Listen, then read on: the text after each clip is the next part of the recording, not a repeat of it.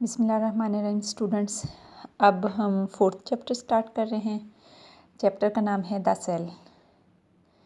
इसमें फर्स्ट जो हमारा टॉपिक है वो है structure of a generalised cell. Cells जो हैं वो कुछ होते हैं स्पेशलाइज्ड सेल जो स्पेशल फंक्शन परफॉर्म करते हैं, जैसे ब्रेन के सेल्स न्यूरॉन, किडनी के सेल नेफ्रॉन, लीवर के सेल्स वगैरह।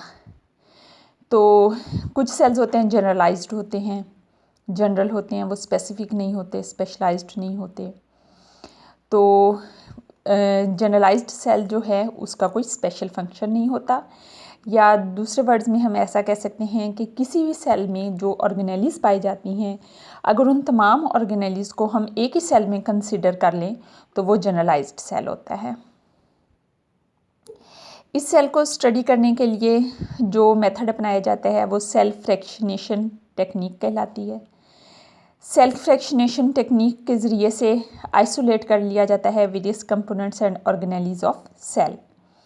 किस तरीके से ये टेक्निक वर्क कैसे करती है? सबसे पहले इसके लिए सेंट्रीफ्यूज मशीन चाहिए होती है। सेंट्रीफ्यूज मशीन एक मशीन है जो कि सेल के कंपोनेंट्स इसके अंदर जब डाले जाते हैं तो ये उनको इस तरह गोल गोल घुमाती है। ठीक है, तो सेंट्रीफ्यूज मशीन में डालने से पहले सेल्स को होमोजेनाइज किया जाता है और फिर उनको वो जो डिसरप्टेड सेल्स हैं, होमोजेनाइज्ड का मतलब है कि सेल्स को तोड़कर एक मिक्सचर सा बना लिया जाता है।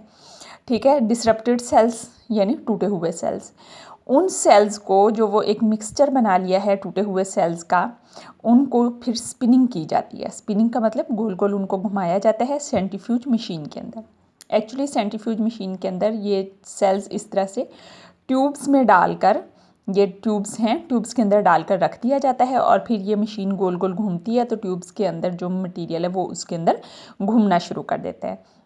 बिल्कुल ऐसे ही जैसे वॉशिंग मशीन गोल गोल घुमाती है, या जैसे मधानी जो है जो दूध से दही से मक्खन को अलग कर देती है और लस्सी बनाती है, वो मशीन भी इसी तरह गोल गोल घूमती हैं और गोल गोल घूमने की वजह से जो लाइट वेटेड मटेरियल हैं वो ऊपर आ जाती हैं और जो हैवी मटेरियल हैं वो नीचे चले जाती हैं। इसी तरह से ये जो सेंट्रीफ्यूज मशीन है ये भी सेल के जो कंपोनेंट्स इसके अंदर टेस्ट ट्यूब के अंदर मौजूद हैं वो उनको घुमाएगी और वो according to weight, size and density, ठीक है, इनके अकॉर्डिंग वो सेपरेट हो जाएंगे। जो कम डेंसिटी वाले हैं वो ऊपर चले जाएंगे, जो हैवी डेंसिटी वाले हैं वो नीचे आ जाएंगे। इसी तरह जो कम वेट वाले हैं वो ऊपर, जो हैवी वेट वाले हैं वो नीचे। जिनका साइज़ छोटा है और वेट कम है वो ऊपर, जिनका साइज़ बड़ा है या वेट भी उनका ज़्यादा है तो वो नीचे जमा हो जाएंगे। तो इस तरह से स्पिनिंग के बाद जो सेल के डिफरेंट पार्ट्स हैं वो डिफरेंट जगहों पर टेस्ट ट्यूब में इकट्ठे हो जाएंगे।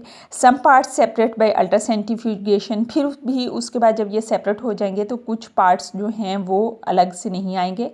फिर ये जो पार्ट्स अलग अलग हुए हैं, हर पार्ट को अलग से अल्ट्रा सेंट्रीफ्यूज यानी बहुत ज़्यादा हाई स्पीड पर उनको घुमाया जाएगा। तो जिसके बाद मज़ीद हर जो पार्ट सेपरेट हुए ना, जैसे फ़र्ज़ करें एक पार्ट यहाँ पे मिला, एक पार्ट यहाँ पे मिला, एक पार्ट यहाँ पे मिला, फिर जो ये वाली फ्रैक्शन मिली है इसको अल्ट्रा सेंट्रीफ्यूज करेंगे तो फिर इसमें मज़ीद 3-4 लेयर्स बन जाएंगे, यानी इसके अंदर जितनी भी चीज़ें हैं वो एक दूसरे से अलग हो जाएंगी।